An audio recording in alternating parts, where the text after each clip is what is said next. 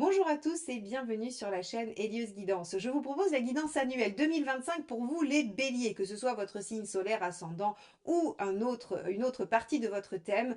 Cette guidance va venir vous donner un petit peu les jalons de l'année tout entière. Alors c'est une année qui sera marquée par une transformation personnelle. Il y a des nouveautés, des choses qui vont s'ouvrir. On va aussi vous demander de faire face à quelques frustrations, mais vous allez voir que cette année se termine plutôt pas mal du tout pour vous les béliers et c'est une année importante charnière. Donc je vous laisse découvrir tout de suite votre tirage de l'année 2025.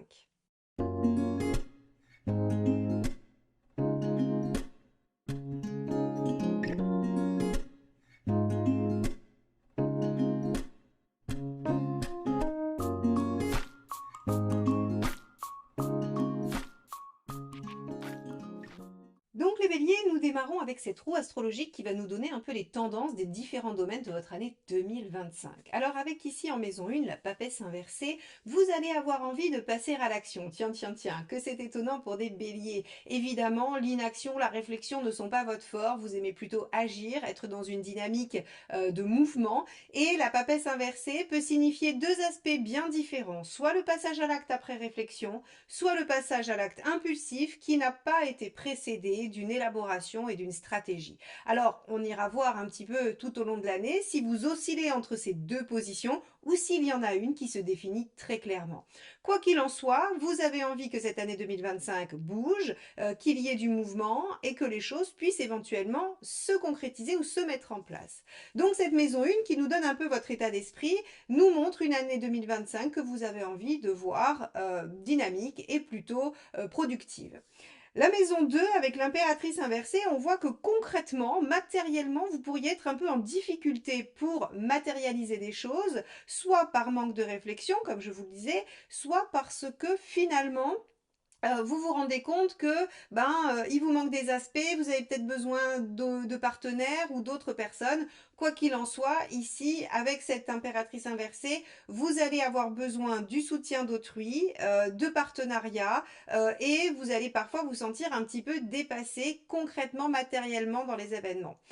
Il pourrait y avoir des déstabilisations financières, bien évidemment, puisque la maison 2 va traiter également des finances, mais elle traite de tout ce qui est aussi de l'équilibre très concret de votre vie. Donc ça peut être des problèmes d'organisation, des problèmes d'emploi du temps, des problèmes aussi peut-être de distance, de lieu. Hein. Tout ça, ça peut venir un peu vous entraver dans votre volonté d'action et de concrétisation. La maison 3, elle, va nous parler de vos petits déplacements. Avec un empereur inversé, on pourrait imaginer que c'est une année qui va effectivement bouger, qui va vous amener à vous déplacer, hein, puisque l'empereur inversé, il n'est pas très stable. Il est tout le temps en mouvance, il remet en question. Ça nous parle aussi de vos liens quotidiens avec les gens, hein, de vos connaissances, des clients si vous avez des clients, de vos patients si par exemple vous êtes dans le milieu médical. Et ici, avec un empereur inversé, on va avoir des remaniements, on va avoir des variations. Alors il pourrait y avoir des hauts et des bas dans votre clientèle, il pourrait y avoir des hauts et des bas dans votre façon d'être en lien avec votre entourage. Vous pourriez passer par exemple beaucoup de temps avec des amis sur une période de l'année et puis à d'autres moments ne plus les voir parce que vous êtes préoccupé, occupé par autre chose, peut-être dans vos projets. Donc on va avoir une espèce de variabilité, de mouvement. Donc là pour le coup, c'est assez cohérent avec la papesse inversée qui nous donne une année assez dynamique pour le moment. La maison 4, ici, va vous parler, alors, probablement de votre foyer pour certains, hein, avec une envie de se recentrer sur les choses importantes de la famille. Alors, si vous êtes, par exemple, marié avec des enfants, ça va être le cocon familial. Si vous êtes célibataire, c'est peut-être votre logement, votre lieu de vie, hein, que vous voulez peut-être voir transformé. Vous vous recentrez dessus pour remanier des choses, pour remettre en question des choses et changer peut-être pour mieux, hein, pour vous y sentir mieux. Mais on peut aussi avoir avec la maison 4 tout ce qui va être votre fort intérieur, le foyer personnel, son intérieur à soi. Et là, avec le monde inversé, on a l'impression que vous avez envie de vous prioriser, que vous avez envie de revenir à quelque chose qui va davantage vous concerner et qui va être très très prégnant sur qu'est-ce qui est bon pour moi, qu'est-ce que je peux mettre en place pour moi, comment je me ressens, je me remets au milieu de mes préoccupations et au centre de ma vie. Donc, si vous aviez eu une année 2024 où vous étiez beaucoup tourné vers les autres, eh bien 2025 devrait vous ramener à vos préoccupations propres. Alors, on a la maison 5 qui est un peu liée quand on parle de préoccupation propre et de déploiement personnel, puisque c'est celle qui va exprimer le mieux votre personnalité. Il se peut qu'on ait encore une fois des limitations, hein. C'est-à-dire que cette année 2025 que vous avez envie de voir bouger, elle pourrait quand même vous mettre un petit peu à l'épreuve sur la lenteur, sur le manque de réactivité, sur les frustrations. Ça ne veut pas dire que vous réaliserez rien, hein, parce qu'on a quand même une très très belle dominante sur le reste de la roue, donc il y a des choses qui vont arriver. Mais peut-être pas à la rapidité que vous espérez, peut-être pas dans les conditions que vous souhaitez, peut-être pas selon ce que vous avez vraiment mis en œuvre. On a, avec ce diable inversé, la nécessité de se centrer sur l'essentiel. Le côté spirituel du diable inversé, c'est l'ascétisme, hein, c'est-à-dire que c'est l'inverse de la luxure quand il est à l'endroit, évidemment. Et on est sur de l'ascétisme, sur le retour aux sources, sur le retour à l'essentiel. Alors bien sûr, on n'est pas dans la jouissance des plaisirs et on n'est pas dans le débordement. Mais peut-être que sur votre déploiement personnel, il est temps de se recentrer sur ce qui est vraiment important pour vous. Et c'est pas complètement en désaccord avec ce 21 ici en maison 4 qui lui vous recentre au milieu de votre vie et vous fait vous poser peut-être les vraies questions.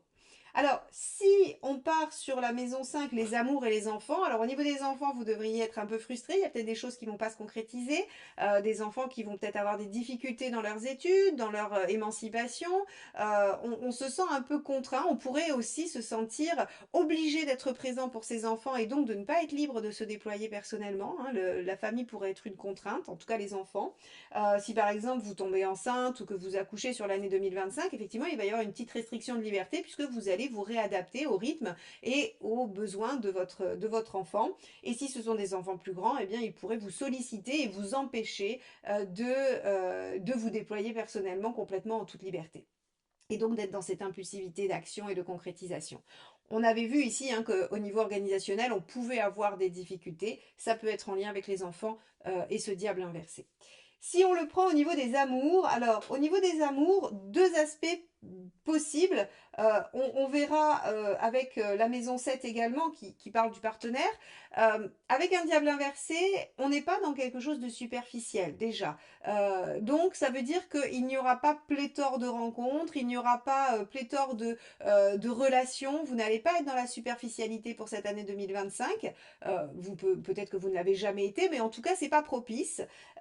Mais par contre ça pourrait être assez pauvre, c'est-à-dire que les chances de rencontre ne sont pas inexistantes, encore une fois on a la justice ici, mais disons que il y aura des morceaux choisis. Hein. C'est pas j'ai un panel tout entier et puis au milieu de ça je vais pouvoir naviguer. C'est plutôt en fait finalement quelque chose d'assez simple, d'assez pur qui va se résoudre à l'essentiel encore une fois, hein, puisque c'est le principe même de cette carte.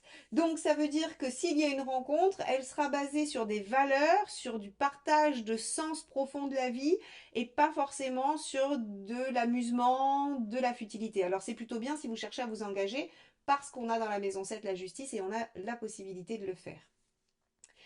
Dans la maison 6, le pape inversé, il est intéressant parce que au niveau de la santé, par exemple, vous pourriez vous libérer de quelque chose, vous pourriez vous émanciper, vous pourriez ne plus avoir besoin alors de soutien, de soins ou de choses comme ça. Donc ça veut dire que si vous espérez une guérison ou une amélioration de votre état de santé général, c'est plutôt bon signe avec le pape inversé parce qu'en fait on sort en fait de tout ce qui va être parcours médical, parcours de soins, parcours suivi par un spécialiste.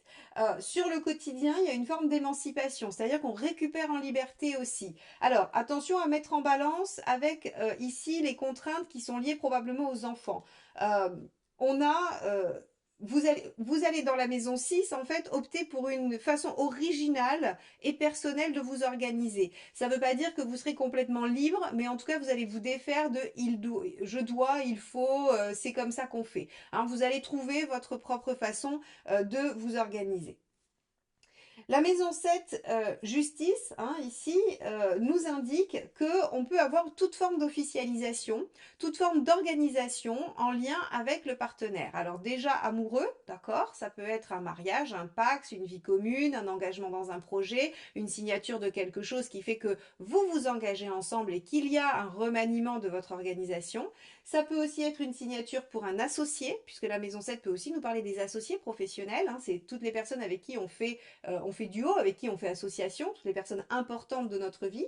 Et donc la justice nous signale quand même qu'il y a un partenariat qui se fait. Hein, il y a un partenariat qui se fait, partenariat équilibré, réciproque, basé sur de la lucidité, malgré tout. Hein, donc on a quelque chose entre le diable inversé et la justice, on a quelque chose d'une association raisonnable. Donc ça peut aussi être un couple, par exemple, qui est ensemble depuis 15 ans et qui se dit, bon, quand même, maintenant, il serait peut-être temps de se protéger l'un l'autre légalement et donc de se paxer ou de se marier. Ça pourrait être ce type de décision-là, par exemple.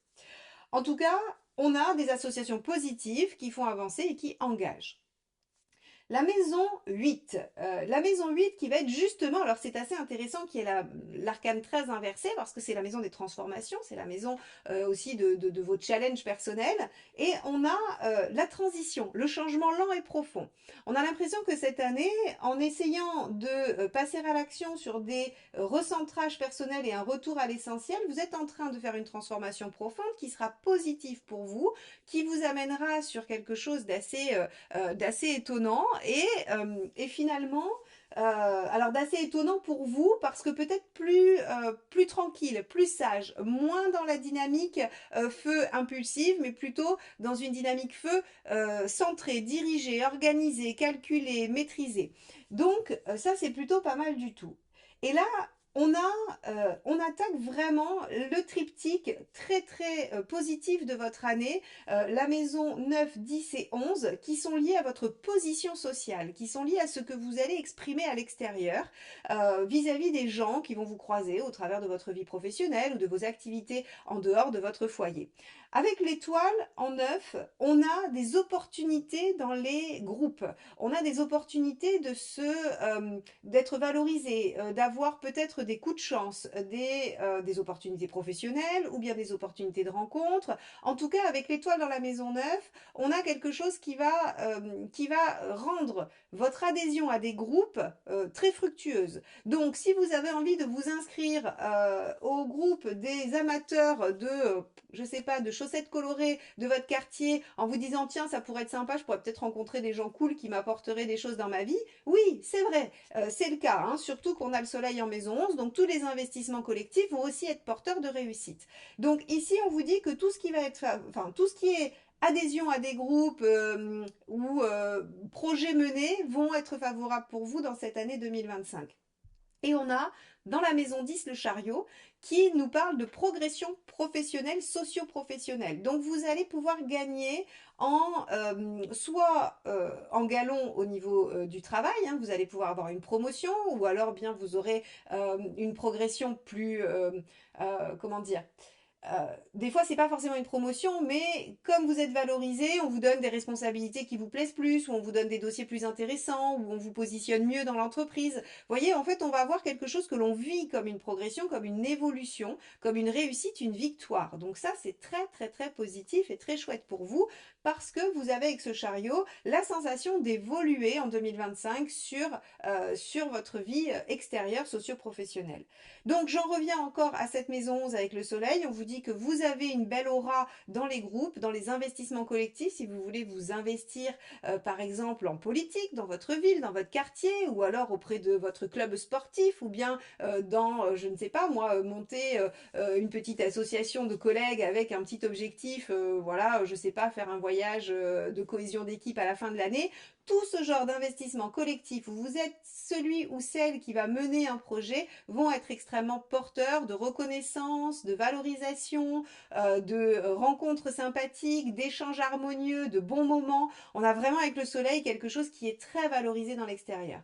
Alors, avant d'arriver à la maison 12, on a quelque chose qui nous montre en fait une année qui va alors soit se diviser en deux, soit osciller entre deux pôles. Un recentrage sur vous et vos besoins qui va vous permettre finalement d'être beaucoup plus à l'équilibre à l'extérieur et beaucoup plus reconnu et aimé et valorisé pour ce que vous êtes en train de développer. C'est une transformation profonde, je pense que c'est une année charnière pour vous les béliers. Alors, la lune en maison 12, qu'est-ce qu'elle va nous dire? C'est qu'il va y avoir une recherche, une introspection personnelle qui va se mettre en place, qui pourra parfois venir susciter quelques peurs, quelques angoisses. Il pourrait y avoir des remontées de choses karmiques ou bien de schémas répétitifs ou de croyances limitantes. C'est plutôt légitime et logique au vu de la roue que vous avez, puisqu'on a une transformation. Dans toute transformation, il y a une résistance inconsciente qui se fait, puisque votre structure s'est construite ainsi, vous essayez de la modifier, elle résiste. Et comment elle va résister? En vous envoyant tout un tas de peurs ou d'angoisses qui vont essayer de vous obliger à rester dans la situation actuelle et à ne pas subir le changement, puisque l'inconscient ne supporte pas le changement. La Lune préfère rester telle qu'elle est et ne veut pas accepter la nouveauté. Donc en fait ici, vous voyez bien que sur cette roue astrologique de l'année 2025, on a un fort potentiel de réussite extérieure avec une transformation intérieure qui va vous amener à plus d'équilibre. Mais ça va venir toucher quelques peurs, donc on va aller voir comment ça va se décliner tout au long de l'année pour vous, mes chers béliers. Alors, on va passer donc au mois par mois. Je vais hop, enlever ma roue astrologique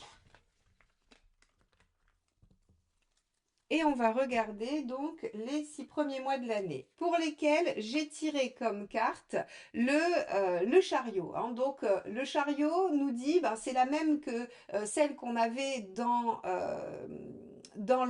la maison 10, hein, donc la progression, le fait d'avancer, le fait de dépasser les obstacles, d'être victorieux, d'obtenir des réussites.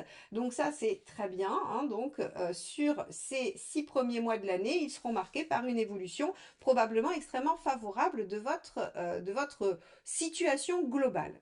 Alors, on va regarder donc en janvier ce qu'on a. On a un cavalier de coupe avec... Alors, attendez, hop, je vais la mettre ici. Voilà. Elle nous fera notre dominante. Donc, on a un cavalier de coupe avec un as de bâton et un 6 de denier. Donc en janvier, vous allez être porté par des envies. Hein. Rappelez-vous cette papesse inversée qui vous porte à l'action, à mettre des choses en place. Et bien ici, le cavalier de coupe, c'est des choses qui vous tiennent à cœur. Vous avez envie de vous mettre en mouvement, vous avez envie de dire aux gens que vous aimez, que vous les aimez, vous avez envie de vous engager avec eux, vous avez envie de lancer des projets qui vont vous épanouir. On est vraiment dans cette dynamique-là et vous en avez l'énergie avec l'as de bâton. L'as de bâton, lui, vous conseille effectivement d'être dans cette dynamique impulsive et de dire ok, allez, on se lance. On se lance et on verra bien ce que ça donne. Oui, on verra bien ce que ça donne parce qu'ici, notre fameux 6 d'épée, lui, il nous dit que ben, c'est une transition. On démarre quelque chose, on est en train de mettre en œuvre de la nouveauté. Oui, de la nouveauté qui nous tient à cœur dans une nouvelle action et qui va mettre peut-être un petit peu de temps pour se déployer. Rappelez-vous, on va avoir des contingences pratico-pratiques qui vont nous freiner. Donc, on est bien dans cet esprit-là. En début d'année, beaucoup d'enthousiasme, beaucoup d'envie, mais peut-être l'obligation d'être un peu patient. Mois de février, on va avoir un 3 de bâton, on va avoir un 2 de bâton et la force, l'arcane majeure, la force. Alors le 3 de bâton, lui, il nous dit que vous avez envie de vous... Alors, soit de vous déplacer, très concrètement, vous pouvez faire un voyage en février. Le 3 de bâton, c'est le déplacement. Ça peut être un déménagement, ça peut être une mutation. On peut avoir ça de façon extrêmement concrète. De façon un peu plus psychologique, le 3 de bâton, c'est la projection dans l'avenir. C'est le fait de se visualiser ailleurs que là où on est. C'est-à-dire de se dire, ok, aujourd'hui j'en suis là, où est-ce que je veux en être dans 6 mois, 10 ans, 20 ans? Ça, c'est vous qui définissez l'objectif du temps, mais en tout cas, c'est cette projection. Et cette projection, elle vous amène à faire quoi? 2 de bâton, à faire des choix. Mais des choix de vie, c'est-à-dire que là, encore une fois, le lien avec le déplacement, le déménagement ou les vacances, c'est que vous devez faire un choix qui implique tous les domaines de votre vie. Si vous décidez de déménager dans une autre région que la vôtre, eh bien, il faudra déplacer votre vie professionnelle, il faudra quitter vos amis, quitter votre logement. Donc, en fait, si vous voulez, ça va impacter tous les domaines de votre vie. Qu'est-ce que ça vous apporte avec la force? En fait, ça vous permet de vous rééquilibrer. Encore une fois, on regarde la roue astrologique que j'ai fait juste avant, il y a un recentrage sur vous et sur vos énergies pour trouver un meilleur équilibre et afin de rayonner sur l'extérieur. Eh bien, vous vous projetez dans l'avenir pour faire des choix qui vous permettent d'être à l'équilibre. Donc en février, vous remaniez peut-être ce que vous avez démarré en janvier ou bien vous persévérez dans ces choix et vous vous positionnez plus clairement. En mars, on a un 2 de pentacle, un 3 de bâton encore, hein, qui est le même ici, et un 2 de denier. Donc effectivement, vous allez voir que vous avez un début d'année qui va avoir du mal à se mettre en œuvre au niveau des actions. Hein. On a beaucoup d'enthousiasme sur janvier et on voit que février, il faut prendre des décisions, il faut se positionner. Et là, en mars, 2 de pentacle, 2 de pentacle, 2 fois, hein, deux énergies identiques avec un 3 de bâton qui revient sur février. Ça veut dire que l'énergie de février va se poursuivre sur Mars, avec encore de la réflexion, peut-être des procédures par rapport au choix. Admettons, vous voulez déménager, il y a une demande de mutation, tout ça, ça demande effectivement une initiative de faire la demande et l'attente du résultat. Donc on a, c'est un exemple, hein, tous les béliers ne vont pas demander de mutation, mais en tout cas, on a ici quelque chose sur février-mars qui glisse avec des énergies qui vont probablement en fait vous freiner un peu et venir marquer ce qu'on a vu au début de la roue avant cette fameuse réussite. Avril, 3 de coupe, 4 de bâton et l'ermite. Alors, en avril, avec un 3 de coupe, vous devriez pouvoir fêter des choses. Vous devriez pouvoir être satisfait, être joyeux par rapport à des relations. Alors, ça pourrait être une rencontre, évidemment. Rencontre 4 de bâton. Alors, euh, une rencontre prometteuse au niveau de l'engagement, hein, mais qui peut mettre du temps à se déployer. Ou bien, si vous êtes déjà en relation, on peut avoir la joie de célébrer un engagement durable. Donc, vous voyez, quand je vous disais qu'il y avait la justice avec la possibilité de s'engager, on voit que c'est sur le mois d'avril que ça ressort. Hein, soit cette rencontre pleine de potentiel, soit la relation qui se déploie dans cette direction. Sur les autres plans que le plan sentimental, cette carte signifie que vous allez passer de bons moments, que vous allez profiter de la vie et que, en fait, finalement, vous n'avez pas trop le choix puisque vous êtes encore en train d'attendre. Hein, l'ermite, c'est la patience, c'est l'attente, les choses ne sont pas en mouvement.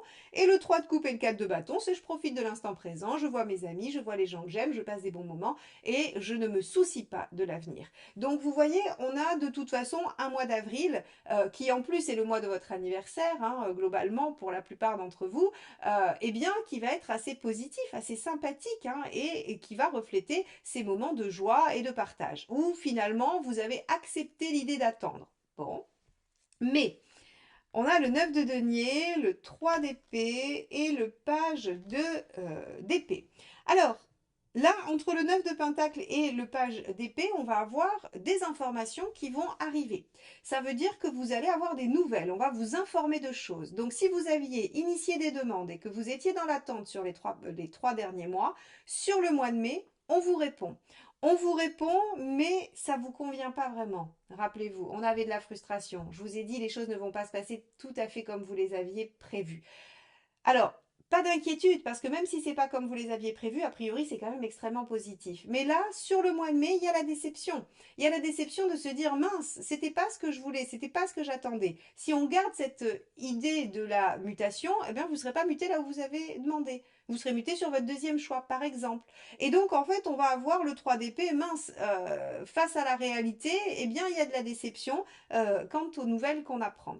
Alors, si c'est sur le relationnel, on pourrait apprendre des choses que l'on ne savait pas sur l'autre, mais pour moi, en fait, si vous voulez, ça fait plus un effet de ah ok, je ne savais pas et ça va vous demander un moment d'intégration, mais il n'y a pas de conséquences dramatiques et catastrophiques. Hein. On n'a rien vu dans la roue astrologique qui pouvait signifier qu'il y avait quelque chose de catastrophique dans une relation. Par contre, effectivement, on peut découvrir, comprendre, mieux connaître quelqu'un et se rendre compte de la réalité. Hein. Si c'était une rencontre juste avant, bah, on apprend à connaître la personne et on découvre des choses. Par exemple, peut-être qu'on pensait que cette personne était de telle façon et en fait, bah, pas tout à fait. Donc voilà, il peut y avoir quelques petites déceptions, mais encore une fois, rien d'exceptionnel. Sur le mois de juin, on a du 4 de coupe, du 3 de pentacle et du 5 de bâton. Alors, au mois de juin, les choses du coup, bah, cette déception, elle vous a un peu miné finalement. Elle vous a un petit peu miné et le 4 de coupe, c'est verre à moitié vide, à moitié plein. Alors, ok, vous avez eu votre mutation, on va garder cette métaphore, mais encore une fois, hein, c'est pas le cas de tout le monde, mais c'est juste pour illustrer mon propos. Bah, vous avez eu la mutation, donc oui, super, c'est chouette, mais par contre, c'était pas là où vous vouliez. Donc 4 de coupe, c'est bien, mais. Je suis contente, mais. Et là, en fait, si vous voulez, le 3 de pentacle, il vous dit, bah, il va quand même falloir prendre ce qui ressort de ça. Il va falloir accepter de finalement de regarder ce qui se passe de positif par rapport à cet événement ou à cette réponse. Et il va falloir apaiser le conflit intérieur, 5 de bâton. Le conflit intérieur, c'est vraiment cette notion de se dire, bah, en fait, il y a une part de moi qui veut et une part de moi qui veut pas. Il y a une part de moi qui est d'accord et l'autre qui dit, bah, ouais, mais non, en fait, je voulais pas ça. Et donc, tout le mois de juin, vous allez être obligé de vous ramener au 3 de pentacle. Le concret. Finalement, qu'est-ce que ça m'apporte? C'est quoi le potentiel de ça? Qu'est-ce que je vais pouvoir déployer à partir de ça? Parce que même si je ne suis pas complètement satisfait ou satisfaite, il y a du potentiel, il y a du possible. Donc sur ce début d'année, on a tout à fait le reflet du début de votre roue où je vous disais, vous avez envie de passer à l'action, vous avez envie que les choses se mettent en place, et pour autant, eh bien, ça freine, ça ralentit, on vous oblige à la patience, on vous oblige à une forme de frustration. C'est le moment pendant lequel probablement vous allez essayer de vous recentrer sur vous et déployer les choses, et on va aller voir comment la deuxième partie de l'année va peut-être pouvoir nous parler de cette deuxième partie de roue avec cette réussite, cette ouverture et cette concrétisation. Allez, on y va pour la deuxième partie de l'année. Alors, sur la deuxième partie de l'année, on a le battleur. Et oui, regardez le. Alors, c'est l'équivalent du battleur dans ce jeu. Il l'a appelé Dream, mais c'est l'équivalent du battleur. Ce qui veut dire que il va y avoir des nouvelles choses, il va y avoir un démarrage. Donc, les 6 premiers mois sont une période d'attente, de positionnement des choses, de mise en place, qui va vous demander d'être patient ou patiente. Hein, ça va être difficile, je vous l'accorde, mais on a sur cette deuxième partie, a priori, des choses qui devraient bouger. Alors, on va regarder ça. On va regarder ça. Sur le mois de juillet, vous avez la force, le 10 de bâton et le roi de denier. Alors, la force nous dit que ben, finalement vous avez gagné en sagesse et que vous avez réussi à maîtriser vos instincts et à probablement être patient. Vous avez encore, allez, c'est la dernière ligne droite, juillet c'est la fin de la période qui effectivement vous force à attendre. 10 de bâton c'est j'arrive au bout, c'est la dernière ligne droite, allez courage, c'est les derniers 100 mètres du marathon. Et en fait ça vous permet d'aller vérifier que ce que vous avez tenté, mis en place, démarré, activé était positif et solide, puisque le roi de denier nous dit on arrive enfin à ce que l'on voulait. Donc le mois de juillet pourrait vous paraître encore un tout petit peu long avec quelques dernières étapes hein, où vous vous sentez vraiment sur allez, c'est la dernière ligne droite pour une concrétisation, mais vous maîtrisez ça de main de maître et vous n'êtes pas du tout dans l'impulsivité, vous avez compris que les choses étaient en train d'advenir. Sur le mois d'août, on a un roi d'épée, oui, très bien, un cavalier d'épée et un 8 d'épée. Alors le roi d'épée et le cavalier d'épée, ils obtiennent ce qu'ils souhaitent. Ils ont une belle concrétisation et encore une fois, c'est de l'épée, ça va être du social extérieur, socio-professionnel. Donc on rejoint nos 3 belles cartes de maison 9, 10, 11 où on a une très belle valorisation. Roi d'épée, on est reconnu, nos compétences sont validées, acceptées, démontrées et avec le cavalier d'épée, on résout les problématiques qui nous entravaient jusqu'à présent. On peut aussi avoir sur ce mois d'août l'annonce d'une promotion, l'annonce de quelque chose qui nous fait avancer et qui nous fait aller vers ce que l'on a voulu démarrer. Donc ça, c'est extrêmement positif. On a un mois d'août où, alors c'est de l'épée, donc ça veut dire que ça peut être recevoir une nouvelle, ça peut être recevoir un courrier, on peut être sur juste de la communication, c'est-à-dire les choses sont dites, elles sont pas encore concrètes, hein, parce qu'on n'est que dans l'épée. Ici, il n'y a que de l'épée, mais en tout cas, c'est en train de se délier, c'est-à-dire qu'on a une victoire là-dessus. Alors, justement, je vous dis que ça peut être que parler, indiqué, parce que le 8 d'épée, lui, va venir quand même un tout petit peu vous chatouiller en disant, mais si tout ça, ce n'était qu'un rêve, si tout ça, c'était pas vrai, si tout ça, j'y arrivais pas, et si tout ce que j'avais voulu mettre en place, finalement, j'étais pas capable de tenir. Vous allez paniquer devant la réussite. C'est comme si vous aviez toujours voulu déménager, vous demandez votre mutation, on va garder cet exemple, et finalement, quand on vous dit OK, vous dites ah non mais alors il va falloir que je quitte ma vie ici, il va falloir que je trouve un logement là-bas, oh là là, oh là là, oh là là. Et là, en fait, on a une petite peur qui, voilà, qui vient, qui s'invite, mais elle est minime par rapport aux autres. Je pense que vous êtes plutôt content de la réussite que de ce qui pourrait, que de ce qui pourrait intervenir. Hein. Ok.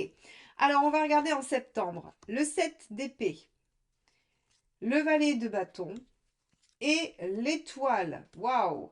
Alors, le 7 d'épée, vous évaluez encore, il y a beaucoup de choses à penser, il y a beaucoup de choses à voir.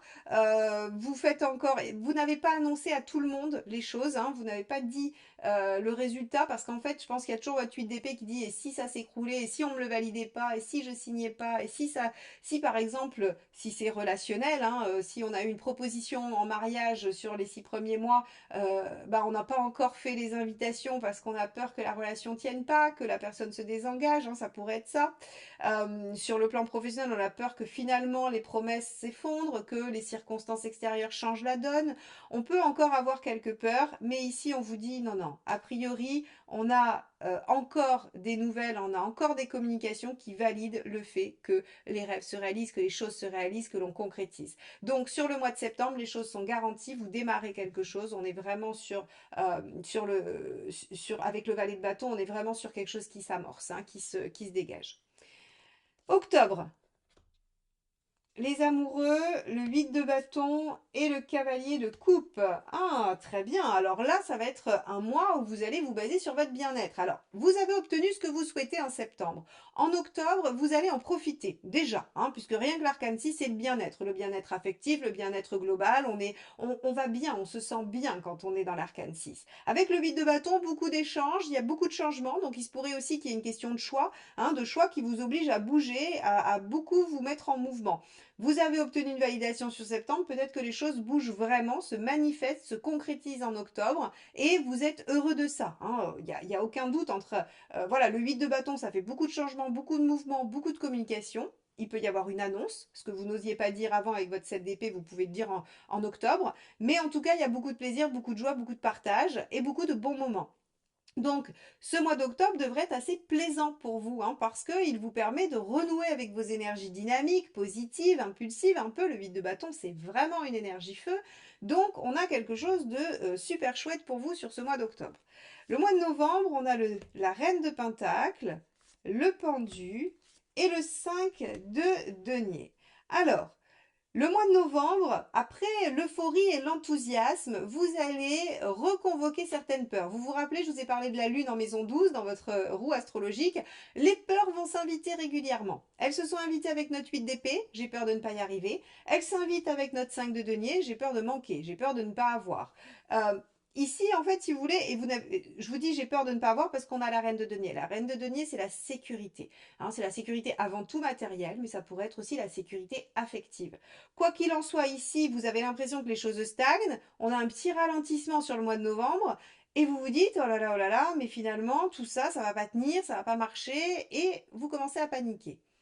Le 5 de denier vous donne un message qui est primordial à retenir. C'est que c'est pas fondé. Vos peurs ne sont pas légitimes quand c'est du 5 de denier. Ça veut dire que ce sont des peurs qui appartiennent au passé, à des circonstances que vous avez connues, certes, qui ont été réelles. Vos peurs sont vraies. Elles sont justifiées par rapport à une situation passée. Mais elles ne le sont pas par rapport à celle-ci. Donc que ce soit dans la continuité d'une relation, la stabilité d'une relation ou vos compétences et votre sécurité au niveau socio-professionnel, eh bien ici, on vous dit, n'ayez pas peur. Les peurs vont remonter, mais vous êtes en train de faire un changement important, de retrouver un certain équilibre pour mieux briller à l'extérieur.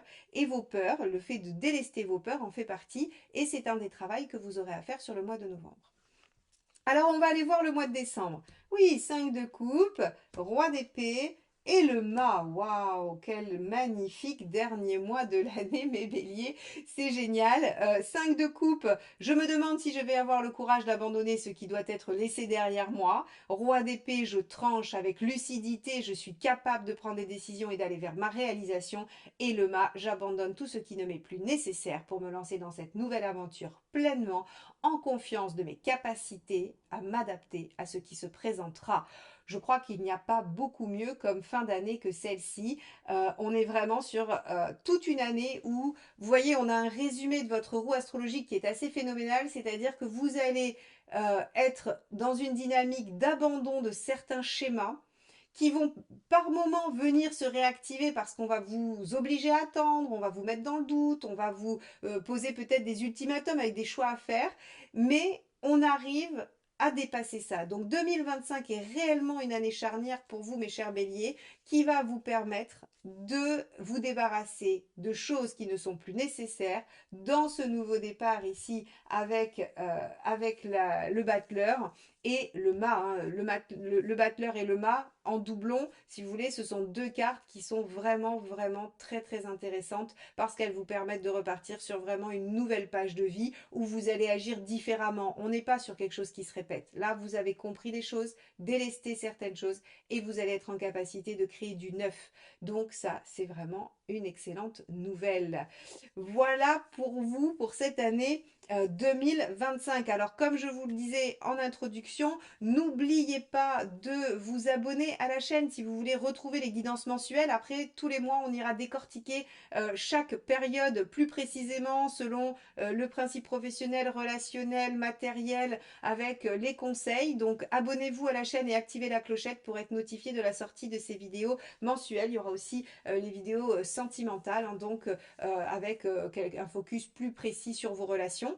Donc n'hésitez pas vraiment, et c'est aussi comme ça que vous faites grandir la chaîne. Donc merci infiniment et je vous souhaite encore une excellente année 2025. À bientôt pour d'autres guidances. Bye bye.